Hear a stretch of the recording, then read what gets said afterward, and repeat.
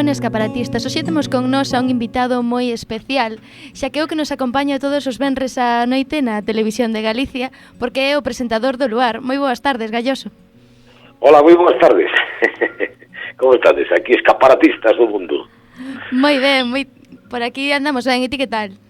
Bueno, pues moi ben, estupendamente. Todo ben e todo tranquilo, facendo luares para un lado e para outro, aí andamos. Xusto falando do Luar, xa que leva 27 anos en emisión, a mí gustaríame saber que pensas ti que é a esencia principal do Luar para perdurar nas casas durante tantos anos. Eu creo que o público, para empezar, que demostra con isto unha enorme paciencia para aguantarnos tantos anos. Eso, bueno,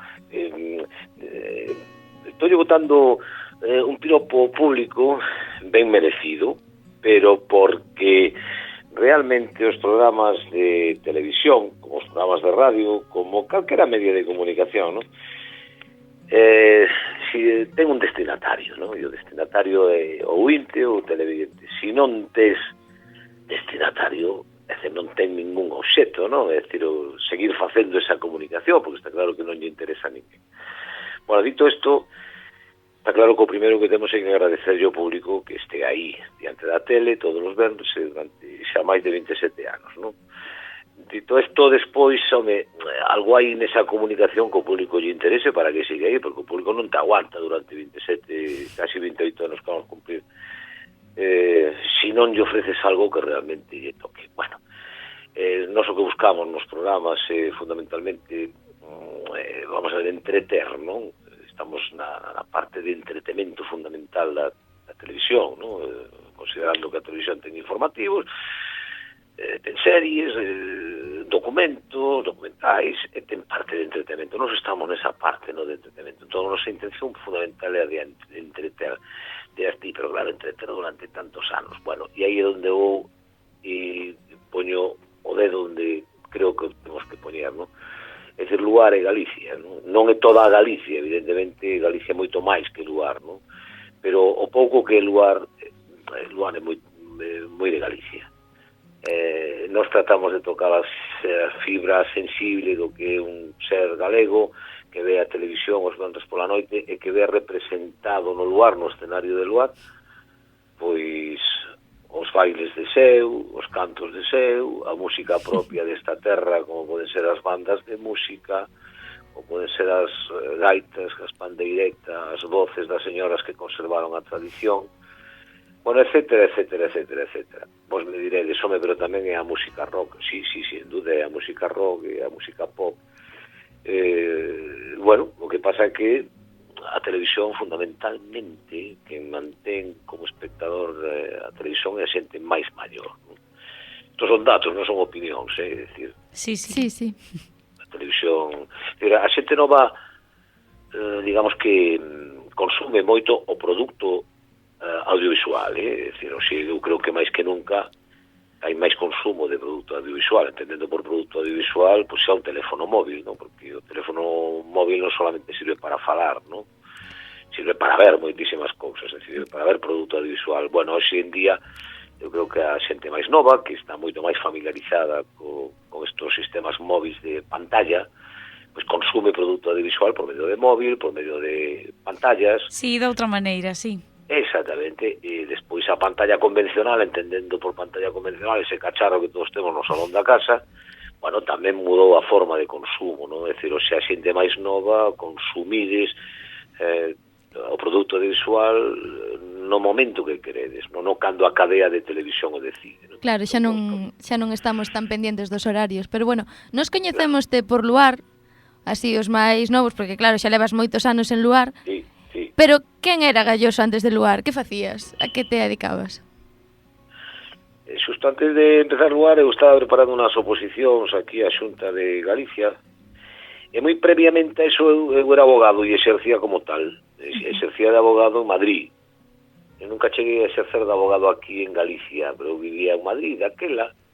Entón, bueno, estuve preparando oposicións de xudicatura e estuve traballando nun despacho de abogados. Cando me din conta de que realmente aquel camiño non era o meu, non? bueno, volvín para Galicia, para a casa dos meus pais, e aquí puseme a preparar unhas oposicións, e nese inte de estar preparando as oposicións foi cando me enterei que bueno, que se ponía en marcha a Televisión de Galicia nuns meses. E entón, bueno, empecé a buscar onde estaba eso da Televisión de Galicia, as oficinas, bueno, e así, movéndome, bueno, conseguín que un día me recibiran, que me escoitaran, que, bueno, que o que podía facer aí na tele. Eu, en principio, o que pedía para entrar na tele, bueno, solicitaba traballo na tele, na asesoría xurídica, Pois deronche o posto casi que querías, casi. Sí, bueno, casi non. Entón, a mí, recordo aquela entrevista como se fuera hoxe, cando me dixo aquel señor que facía as probas de selección, bueno, máis ou menos recibía currículos e te entrevistaba, entón dixo, mire, abogado xa temos aquí na empresa, pero esta empresa xa está constituída, o único que queda poñerse a funcionar, se fará a inauguración o día 24 de xullo, e o único que lle queda por buscar son presentadores, non? Eu non sei se aquel home, non sei se era un cazatalento, non sei, se el veu algo en min, non, de decir, este rapaz igual nos vale para presentar. O caso que el deixou que era aquelo, e entón eu amarrei aquelo como un clavo ardente, porque xa lle preguntei daquela, bueno, isto para ser presentador, que hai que facer?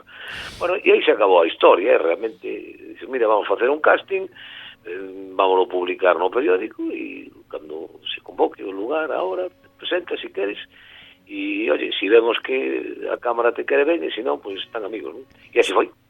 Parece ser que comezou un idilio aí entre a cámara e máis eu o día que me puxen diante dela, e así foi o conto, non? A ti se te chamara a atención antes de comezar, cando empezaste a investigar aí no mundo da televisión, cando viches que iba a arrancar a Televisión de Galicia, xa che chamaba a atención antes? Non me chamaba a atención porque a mí a televisión fascinábame no sentido que, imagínate ti, eu son un rapaz que a televisión chegou a miña casa cando eu tiña 13 anos.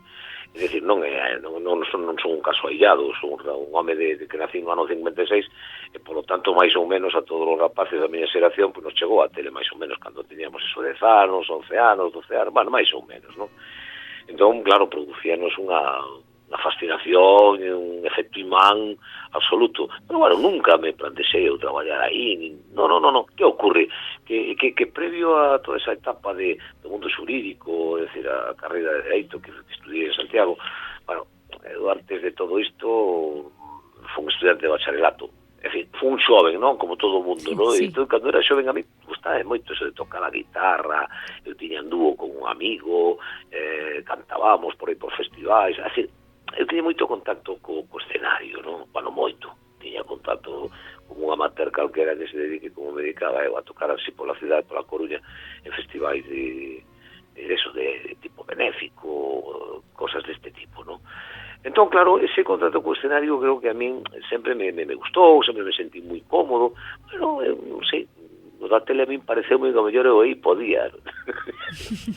Pensaba eu que hoxe podía estar cantando, tocando a guitarra toda a vida na tele, no.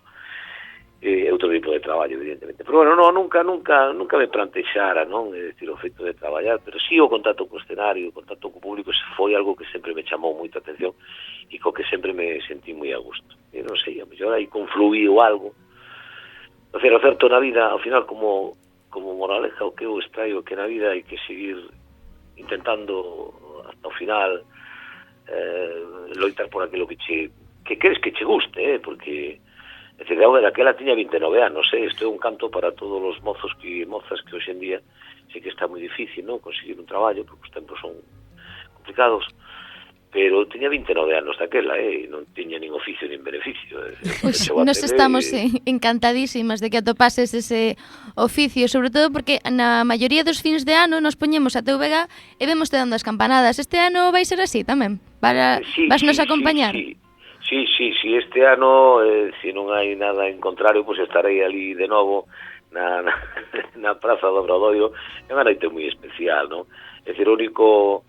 eu estou moi contento, non, de acompañar a todos os galegos, ou que todos os galegos e galegas me permitan estar na súa casa en un momento tan especial como é a despedida dun ano e o principio doutro, con todo o que eso leva, non, de ilusións e de esperanzas e todo isto.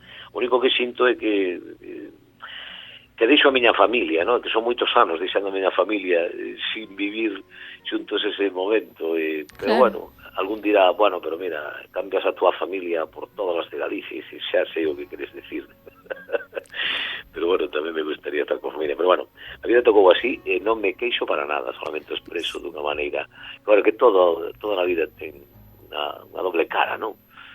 O noso traballo é fantasía, é moita magia, todo parece precioso, maravilloso, bueno, e ao final é como calquera outro traballo, hai momentos duros, sin sabores, pero cando saltas a pantalla aí tes que lucir a mellor das caras, non?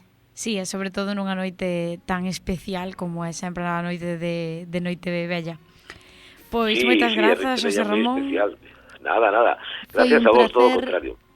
Terte aquí hoxe con nós, bueno, hasta, iba a dicir hasta as campanadas, pero hasta o venres, que nos toca luar. Pois en principio hasta o venres, non? Porque isto xa sabes que vai todos os venres e non paramos prácticamente ningún venres do ano, así que ata o próximo venres, pero bueno, xa van sendo épocas, verdad, que a xente nos vamos desexando, pois, un novo ano feliz, cargado de esperanzas e de ilusións, que iso é o que nos fai falta fundamentalmente. Sí, pues ata o venres, entonces. Ata o venres, moitísimas gracias a vos. Un placer. Igualmente, gracias.